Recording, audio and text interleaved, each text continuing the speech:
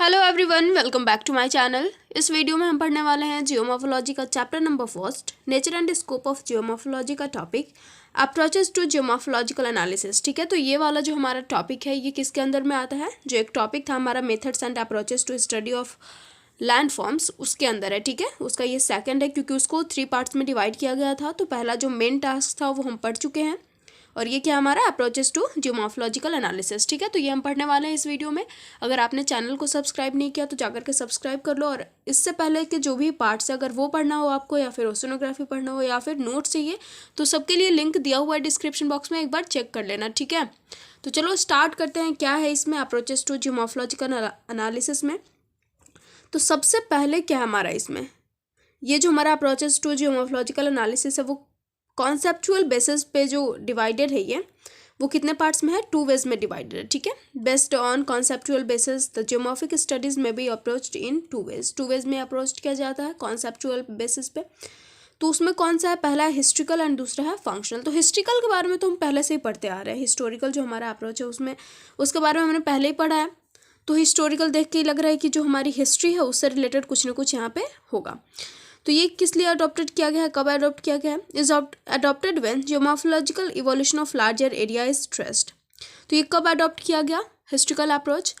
जब geomorphical evolution जो था वो चल रहा था किसका? लार्जर एरियाज का। शॉर्टर या फिर स्मॉल एरिया का नहीं है, ये लार्जर एरियाज का जब इवोल्यूशन हो रहा था, जियोमॉर्फोलॉजिकल इवोल्यूशन, तब हिस्टोरिकल अप्रोच को अडॉप्ट किया गया। Okay, trace through long geological period. तो अब देखो जो जियोलॉजिकल पीरियड है ये सब आप लोगों को है ना कि एक एक चीज़ आपको पहले क्लियर कर लेनी है, उसके बाद ये पूरा का पूरा समझ में आएगा। ठीक है, जियोलॉजिकल टाइम पीरियड क्या होता है? तो वो टाइम पीरियड जिसमें लैंड का फॉर्मेशन हो रहा है, जो डेवलपमेंट है अर्थ का वो हो रहा है, उसको हम क्या कह रहे हैं? उसको हम कहते हैं जियोलॉजिकल टाइम पीरियड। ठीक है, जियोलॉजिकल पीरियड। तो इस टाइम पीरियड के थ्रू, इस जो हमारा जियोलॉजिकल पीरियड है उसके थ्रू क्या हो रहा है? जो लार्जर एरियाज है उनको ट्रेस्ट किया जा रहा है, उनका जो जियोमॉर्फोलॉजिकल इवोल्यूशन है उसको ट्रेस्ट किया जा रहा है। तो इस टाइम में क्या किया गया? इस टाइम में ही हमारा हिस्टोरिकल अप्रोच को अडॉप्ट किया गया। ओके, क्लियर हो गया सबका? अब एक बार और देख लो, हमारा क्या है? Functional approach. दूसरा क्या है? फंक्शनल अप्रोच है। तो ये क्यों अडॉप्ट किया गया, कब? तो landform characteristic are related to present processes in smaller areas during shorter period of time. ये तो लॉन्ग जियोलॉजिकल पीरियड है, मतलब ये काफ़ी लंबा चलेगा। और ये क्या है? Shorter geological period of time. ये छोटा पीरियड है, एकदम कम टाइम का है ये। ठीक है, तो ये भी क्या है? बिल्कुल वैसे ही रिलेटेड है, उसी प्रेजेंट प्रोसेस से रिलेटेड है, बट क्या है? टाइम पीरियड इसका क्या है? बहुत ज़्यादा छोटा है। आगे देखो क्या है। The description of morphological characteristic of larger areas may be also approached in 2 ways। तो अब हमने देखा कि जो हमारा हिस्टोरिकल अप्रोच है वो क्या है? लार्जर एरियाज में हो रहा है। तो अब जब लार्जर एरियाज में ये हो रहा है तो इनको देखो 2 वेज में डिवाइड किया गया, अप्रोच किया गया। तो पहला क्या है? Historical chronological approach. हिस्ट्रिकल को हम क्रोनोलॉजिकल अप्रोच भी बोलते हैं, जो कि हम अभी पढ़ चुके हैं, इसको थोड़ा डिटेल में और पढ़ेंगे। और दूसरा क्या है? Empirical approach. इसको हम क्या करेंगे? इसका एक और होगा क्वान्टिटेटिव अप्रोच। ठीक है, तो ये हो गया हमारा किस चीज़ पे? लार्जर एरियाज पे। ठीक है, अब उसके बाद देखो क्या हमारा the explanation of landforms characteristic में भी approached either through regional approach और थ्रू सिस्टमैटिक अप्रोच। अब ये तो क्या है? ये डिस्क्रिप्शन था। हमने जो पिछली वाली वीडियो है उसमें भी हमारा डिस्क्रिप्शन था, उसके बाद क्लासिफिकेशन था, फिर एक्सप्लेनेशन था। इसमें क्या है? पहला डिस्क्रिप्शन है और दूसरा क्या है? एक्सप्लेनेशन है। तो डिस्क्रिप्शन तो हमने देख लिया, 2 पार्ट में ये डिवाइडेड है, 2 पार्ट्स में अप्रोच किया गया। पहला हिस्ट्रिकल और दूसरा क्या है? एम्पिरिकल। और ये क्या? एक्सप्लेनेशन कितने पार्ट्स में है? ये भी 2 पार्ट्स में है।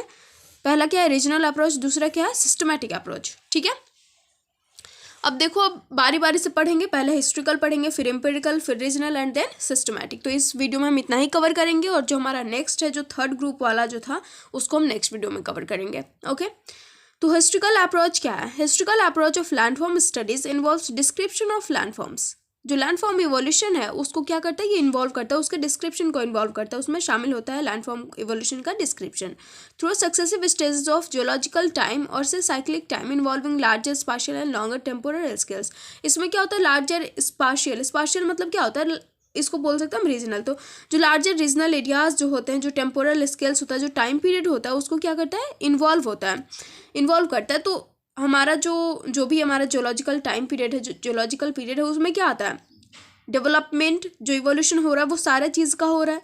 जो हमारे लैंड्स हैं उनका भी हो रहा है इवोल्यूशन। ठीक है, तो इसमें क्या होता है? सक्सेसिव स्टेजेस शामिल होते हैं, जो कि सक्सेसफुल हो रहे हैं उन सबको शामिल किया जाता है। ठीक है, तो इन सब का जो डिस्क्रिप्शन है, जो लैंडफॉर्म इवोल्यूशन का जो डिस्क्रिप्शन है सक्सेसिव स्टेज का, उसी को हम क्या कहते हैं, हिस्ट्रिकल अप्रोच कहते हैं। ये सब हिस्ट्रिकल अप्रोच में ही शामिल है। अब आगे देखो, आगे हमें क्या पढ़ना है।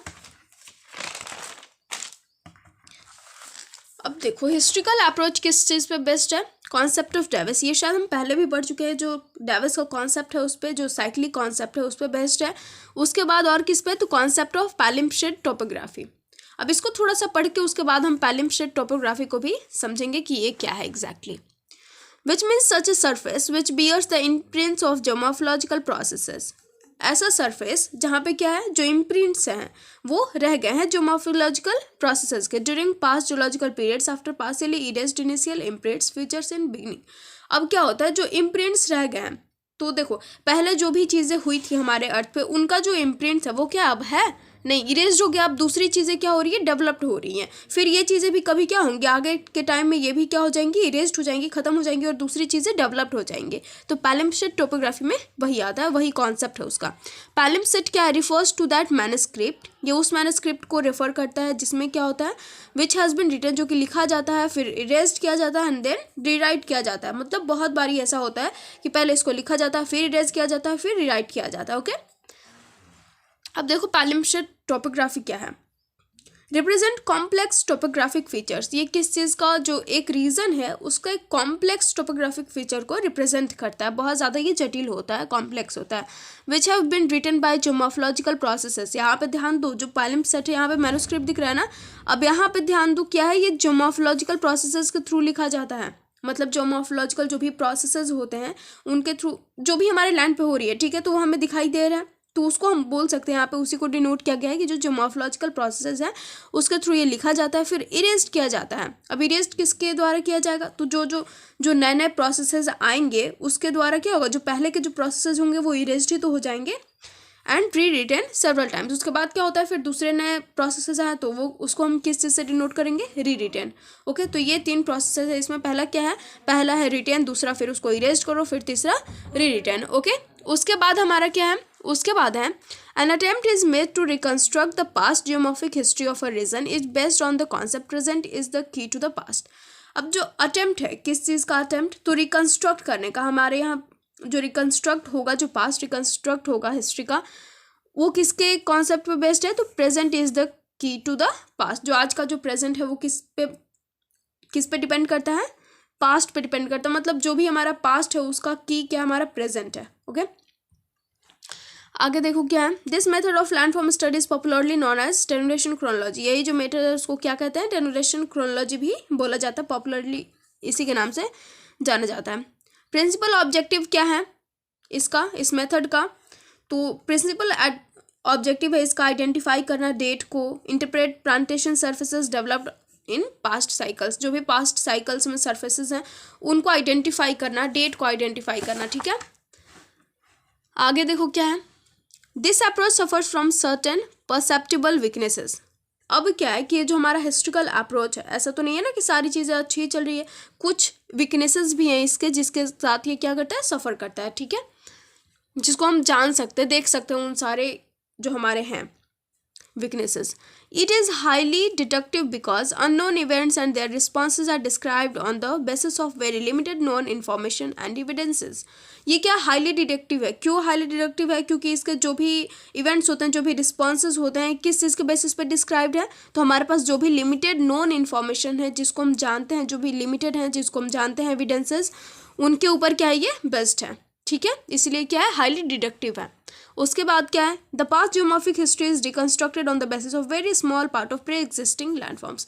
तो जो भी प्री एग्जिस्टिंग लैंडफॉर्म्स हैं उसका बहुत ही स्मॉल पार्ट बचा हुआ है, जिसके बेसिस पे क्या है, हम अपनी हिस्ट्री को रिकंस्ट्रक्ट करते हैं। Okay, historical approach is highly speculative. ये क्या है, हाईली स्पेक्यूलेटिव है, काल्पनिक है। क्यों, because the old erosion surfaces and remnant forms have been so greatly modified by subsequent processes that it becomes difficult or say impossible to find out their original form and initial heights. ठीक है, अब ये speculative क्यों है, क्योंकि जो पहले के जो भी लैंड फॉर्म्स थे वो इरोजन की वजह से बहुत ज़्यादा मतलब चेंजिंग आ चुका है। ठीक है, तो जब चेंजिंग आ जाएगा बहुत ज़्यादा, तो ओरिजिनल उनका क्या फॉर्म था, इनिशियल क्या उनके हाइट्स थे, क्या कुछ था वो सब क्या है, डिफ़िकल्ट है पता लगाना, इम्पॉसिबल है उनके बारे में बहुत ज़्यादा मतलब डिटेल में फाइंड आउट कर देना, ठीक है, वो भी सही। ओके, तो ये हो गया हमारा।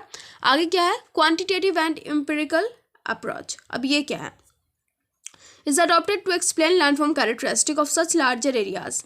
तो हम क्योंकि यह जो दो है हमारा, हिस्ट्रिकल अप्रोच, क्रोनोलॉजिकल अप्रोच और ये क्वांटिटेटिव एंड एम्पिरिकल अप्रोच, ये किस पे बेस्ड है, लार्जर एरिया का है ये, ठीक है। तो ये क्या करता है, अडॉप्ट किस लिए किया गया, to explain landforms characteristic of such larger areas where sufficient evidences of for historical study are not available.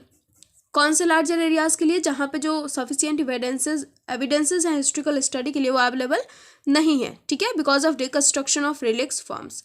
क्यों अवेलेबल नहीं है, क्योंकि जो भी रिलिक्स फॉर्म्स बचे हुए थे उनका वो क्या हो चुके हैं, डिस्ट्रक्ट हो चुके हैं ड्यू टू जोमोफोलॉजिकल प्रोसेसेस। कैसे हो गए हैं, क्यों हुए, तो जो जोमोफोलॉजिकल प्रोसेस जो कि कंटिन्यू है उसकी वजह से सब कुछ क्या हो रहा है, धीरे धीरे खत्म ही तो होगा, पहले का जो भी है हमेशा तो नहीं रहेगा वैसे। अब क्या है, किस चीज़ को इन्वॉल्व करते हैं quantitative and empirical approach, involves the measurement of geometry of different aspects of landscape. जो भी डिफरेंट एस्पेक्ट्स हैं लैंडस्केप के उनके मेजरमेंट को ये इन्वॉल्व करता है एंड देयर क्वांटिटेटिव इंटरप्रिटेशन, ठीक है।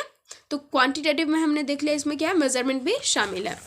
अब देखो थोड़ा सा और देखेंगे हम, जो भी डिफरेंट एस्पेक्ट्स थे उसमें 3 एस्पेक्ट का हमारे बुक में दिया हुआ था, तो वो तीनों एस्पेक्ट देख लो। पहला क्या है, पहला है लीनियर एस्पेक्ट।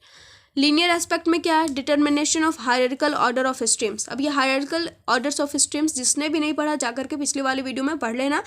आगे measurement of streams length, stream के जो भी लेंथ होते हैं, बेसिन एरियाज के जो लेंथ होते हैं, जो लेंथ एंड एरियाज हैं उनके जो कंप्यूटेशन होता है, उनकी जो गिनती होती है वो सब किस में शामिल है, लीनियर एस्पेक्ट में। ओके, एरियल एस्पेक्ट में क्या है, मेजरमेंट ऑफ बेसिन शेप्स, जो बेसिन के शेप्स होते हैं और जो कंपटीशन है स्ट्रीम के फ्रीक्वेंसी की वो किस में आते हैं, एरियल एस्पेक्ट में। और क्या आते हैं, drainage density and drainage texture, ठीक है। उसके बाद क्या है, रिलीफ एस्पेक्ट में क्या आता है, determination of relationship between area and height. इसमें क्या डिटरमाइन होता है, तो जो एरिया एंड हाइट है उसका क्या रिलेशनशिप है, हाइट एंड स्लोप एंगल्स का जो रिलेशनशिप है उसको डिटरमाइन करना, measurement of slope profiles etcetera, ये किस में आते हैं, रिलीफ एस्पेक्ट्स में। ओके, तो यहाँ तक क्लियर हो गया सबका, 3 एस्पेक्ट हमने यहाँ पे पढ़ लिया है। अब आगे देखो क्या है, जो क्वांटिटेटिव अप्रोच है वो कब डेवलप्ड हुआ, 1940 में, कहाँ पे, यूएसए में, and subsequently adopted by geomorphologist over world over, ठीक है। उसके बाद धीरे धीरे क्या हुआ, बहुत सारे जो भी हमारे वर्ल्ड में, पूरे वर्ल्ड में जियोमॉर्फोलॉजिस्ट हैं उनके द्वारा भी ये अडॉप्ट कर लिया गया। ओके, आगे हमारा रीजनल अप्रोच, तो 2 हमारा क्लियर हो चुका है, और ये क्या है, रीजनल अप्रोच है। Involves study of landscape assemblage of a geomorphic region at large spatial and long temporal scales. इसमें जो भी स्टडी होता है लैंडस्केप के वो शामिल है, और किस चीज़ के बेसिस पे, तो large spatial and long temporal scales. जो भी टाइम पीरियड होता है वो काफ़ी लंबा होता है इसमें, और जो रीजन होता है वो भी क्या होता है, लार्ज होता है, ठीक है। इसमें देखो एग्जाम्पल है मेगा जियोमॉर्फोलॉजी एंड मेसोजियोमॉर्फोलॉजी का, इसके एग्जाम्पल है। अब जो रीजनल अप्रोच है वो किस चीज़ को और इन्वॉल्व करके रखता है, तो also involve theoretical studies of cyclic evolution of landforms. जो भी साइक्लिक इवोल्यूशन है लैंडफॉर्म्स के, उसके थ्योरेटिकल स्टडीज भी किसमें इन्वॉल्व है, रीजनल अप्रोच में। And more practical studies of denudation chronology at different spatial scales varying from regional to continental scales. और क्या इसमें, तो जो भी प्रैक्टिकल स्टडीज हैं डेनुडेशन क्रोनोलॉजी के वो भी इसमें क्या है, शामिल है, ठीक है। आगे देखो क्या हमारा आगे है, सिस्टमैटिक फंक्शनल अप्रोच।